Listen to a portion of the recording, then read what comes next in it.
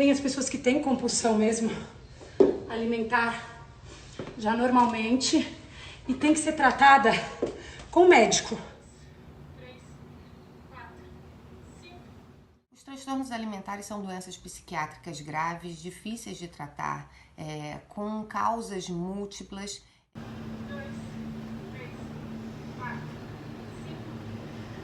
E os 3 principais transtornos alimentares são a anorexia nervosa, a bulimia nervosa e o transtorno da compulsão alimentar. 2, 3. Esses transtornos, eles envolvem uma disfuncionalidade na relação do sujeito com a comida e com o seu próprio corpo. 2, 3. De alguma maneira, tem que pedir ajuda.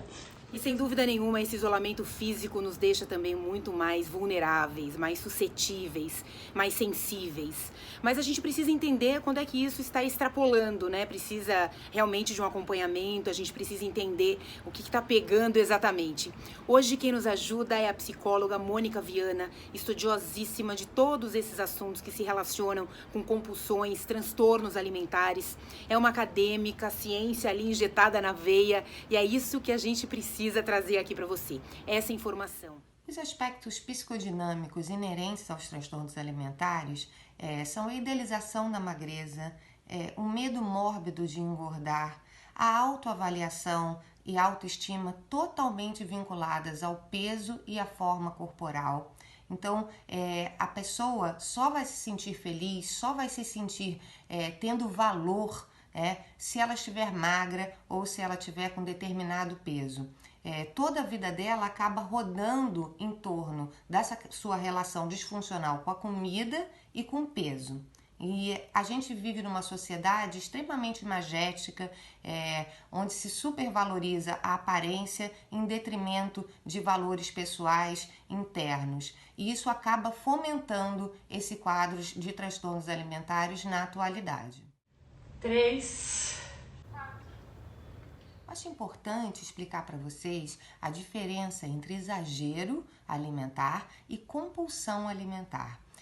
O exagero alimentar é um comportamento natural, a gente não pode patologizar esse tipo de comportamento. Acontece quando a gente come a mais do que a gente normalmente está acostumado, né? Ou faz parte da nossa rotina alimentar. Muitas vezes esse exagero é até incentivado socialmente, né? Em festas, em rodízios. Enquanto isso, a compulsão alimentar é um transtorno psiquiátrico que se enquadra dentro dos quadros de transtornos alimentares. A compulsão alimentar se caracteriza pela ingestão de uma grande quantidade de comida num curto intervalo de tempo, com a sensação de perda de controle. A pessoa não consegue controlar o quanto ela come, a maneira que ela come e muitas vezes não consegue controlar, parar de comer uma vez que se iniciou esse processo.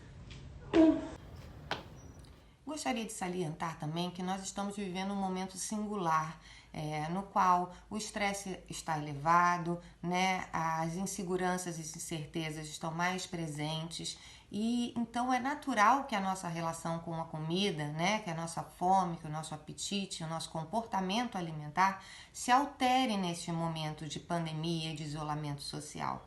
Isso acontece porque a função alimentar não é uma função unicamente fisiológica ou orgânica. A gente não se alimenta apenas de macro e micronutrientes. A alimentação está intrinsecamente ligada às nossas emoções, à nossa cultura, às nossas relações familiares, ao nosso sensação de prazer e bem-estar. Peso na mesma mão que está esticada e vai. 1. Nesse momento de pandemia, nesse momento de isolamento social, a atividade física se mostra ainda mais importante. Ela vai influenciar diretamente a sua relação, a sua rotina alimentar e a sua rotina do sono. As 3 estão interligadas e devem ser tratadas com toda atenção e cuidado nesse momento tão delicado que nós estamos vivendo. As conversas, principalmente para falar sobre esses assuntos, elas são super importantes, né? O falar, buscar ajuda, tá bom?